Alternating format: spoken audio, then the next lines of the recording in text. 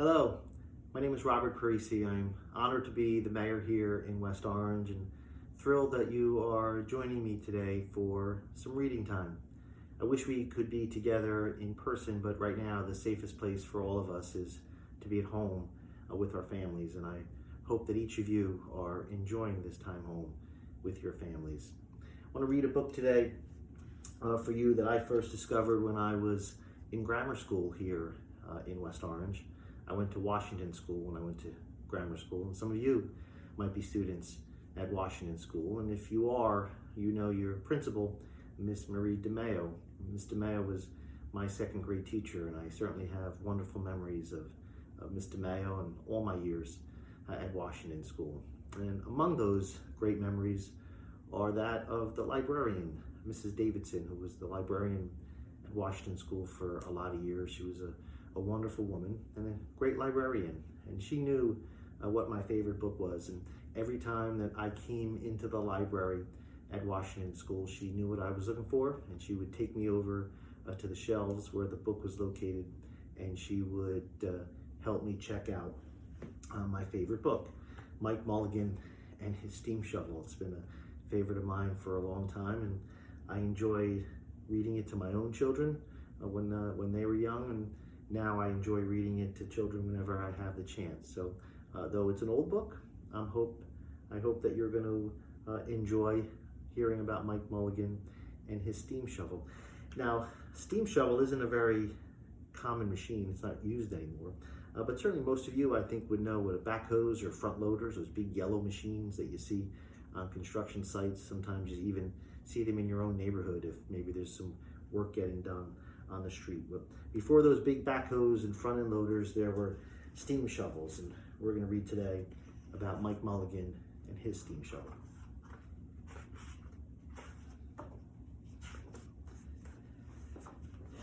Mike Mulligan had a steam shovel, a beautiful red steam shovel.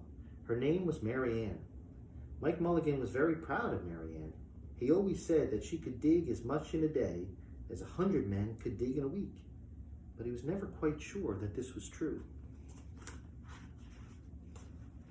Mike Mulligan and Mary Ann had been digging together for years and years. Mike Mulligan took such good care of Mary Ann, she never grew old. It was Mike Mulligan and Mary Ann and some others who dug the great canals for the big boats to sail through. It was Mike Mulligan and Mary Ann and some others who cut through the high mountains so that trains could go through. It was Mike Mulligan and Mary Ann and some others who lowered the hills and straightened the curves to make the long highways for the automobiles. It was Mike Mulligan and Mary Ann and some others who smoothed out the ground and filled in the holes to make the landing fields for the airplanes. Someone had to do all that. We'll move all that dirt for the highways and the airplanes and the trains. And it was Mike Mulligan and Mary Ann and some others who dug the deep holes for the cellars of the tall skyscrapers in the big cities.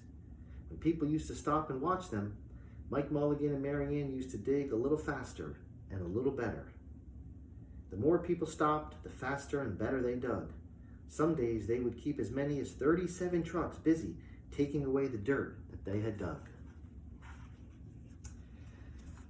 Then along came the new gasoline shovels and the new electric shovels and the new diesel motor shovels and took all the jobs away from the steam shovels. Uh-oh, that's not good. Mike Mulligan and Mary Ann were very sad. All the other steam shovels were being sold for junk or left out in the gravel pits to rust and fall apart. Mike loved Mary Ann. He couldn't do that to her. He had taken such good care of her that she could still dig as much in a day as 100 men could dig in a week.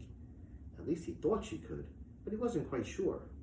Everywhere they went, the new gas shovels and the new electric shovels and the new diesel motor shovels had all the jobs.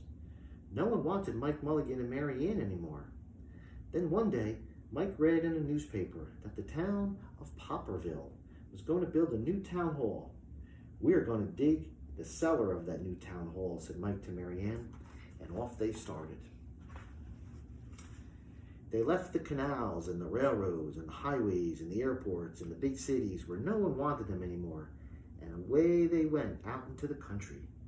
They crawled along slowly up the hills and down the hills till they came to the little town of Popperville. When they got there, they found that the selectmen were just deciding who should dig the cellar for the new town hall.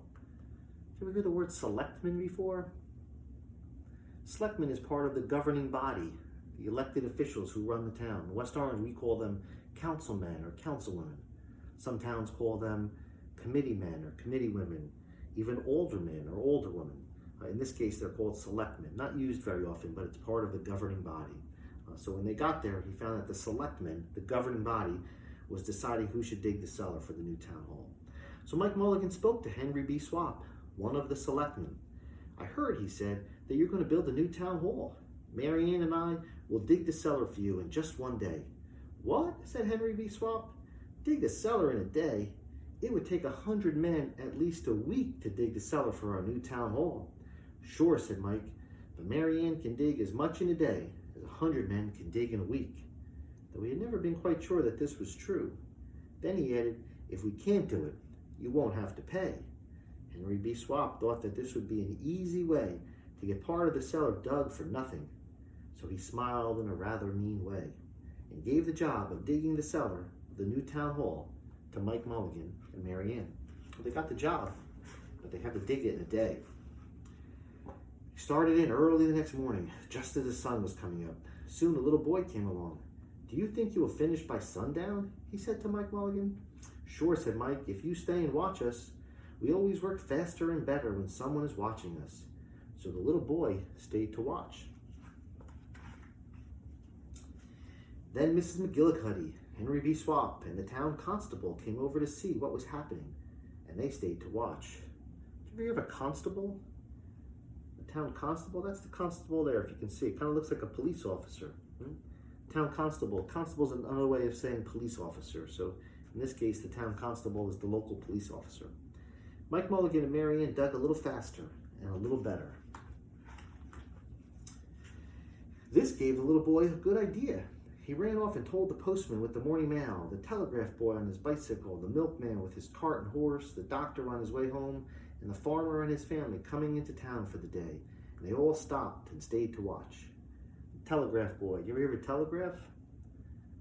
Long before we had cell phones and smartphones and iPhones and telephones, there was telegraphs. That's how people got news from one town to another. So the telegraph boy on his bicycle would be bringing messages from people to the telegraph office for them to wire it out to other towns. That's how people used to communicate before we had all this great technology. So the telegraph boy on his bicycle was coming to watch.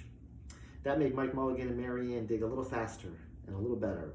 They finished the first corner neat and square, but the sun was getting higher. Clang, clang, clang, the fire department arrived. They had seen smoke and thought there was a fire.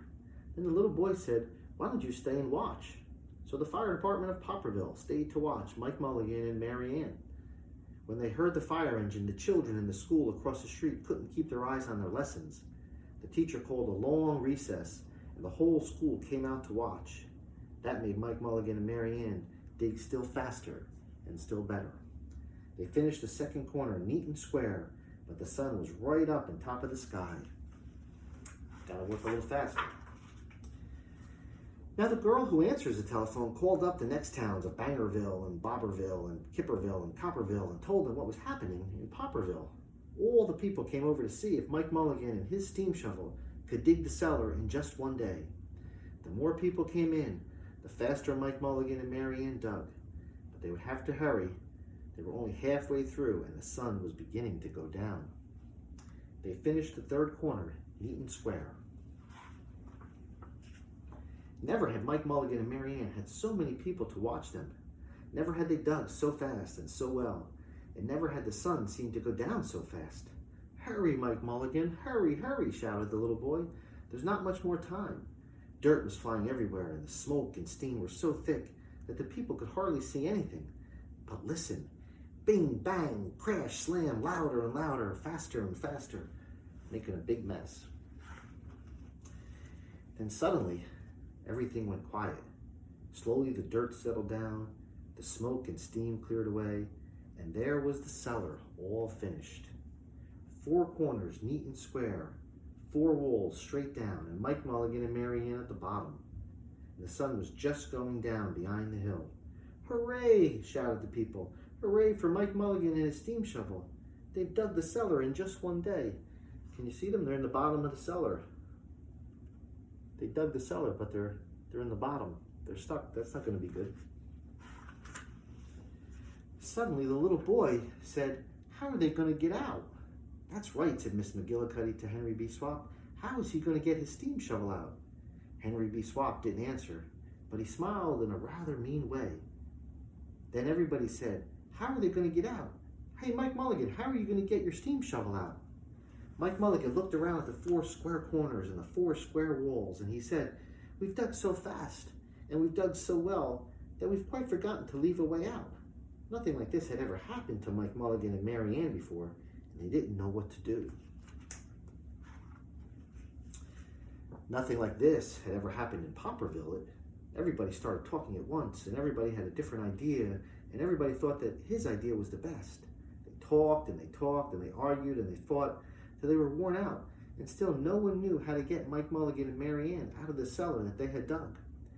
Then Henry B. Swap said, "The job isn't finished because Mary Ann isn't out of the cellar, so Mike Mulligan won't get paid," and he smiled again in a rather mean way. Now the little boy, who had been keeping very quiet, had another good idea. He said, "Why couldn't we leave Mary Ann in the cellar and build a new town hall above her? Let her be the furnace for the new town hall, and let Mike Mulligan be the janitor. Then we wouldn't have to buy a new furnace, and we could pay Mike Mulligan for digging the cellar in just one day." It's a pretty good idea. "Why not?" said Henry B. Swap, and smiled in a way that wasn't quite so mean. "Why not?" said Mrs. McGillicuddy. "Why not?" said the town constable. "Why not?" said all the people. So they found a ladder and climbed down into the cellar to ask Mike Mulligan and Mary Ann. "Why not?" said Mike Mulligan. So it was decided, and everybody was happy. They built the new town hall right over Mike Mulligan and Mary Ann. It was finished before winter. Every day the little boy goes over to see Mike Mulligan and Mary Ann, and Mrs. McGillicuddy takes him nice hot apple pies. As for Henry B. Swap, he spends most of his time in the cellar of the new town hall, listening to the stories that Mike Mulligan has to tell, and smiling in a way that isn't mean at all. So now, when you go to Popperville, be sure to go down in the cellar of the new town hall. There they'll be, Mike Mulligan and Mary Ann, Mike in his rocking chair smoking his pipe, and Mary Ann beside him, warming up the meetings in the new town hall. So that's the story of Mike Mulligan and the steam shovel. One of my favorite books ever since I was little in grammar school. I hope you enjoyed it. It reminds us that no matter how difficult the problem might seem, if we give it a little thought and a little effort, it can be solved. And most importantly, it reminds us that every one of us has a purpose and something to contribute. So I hope you enjoyed it, and I hope you find time to enjoy reading, not only while we're all home, but hopefully you enjoy a lifetime of reading. Have a great day.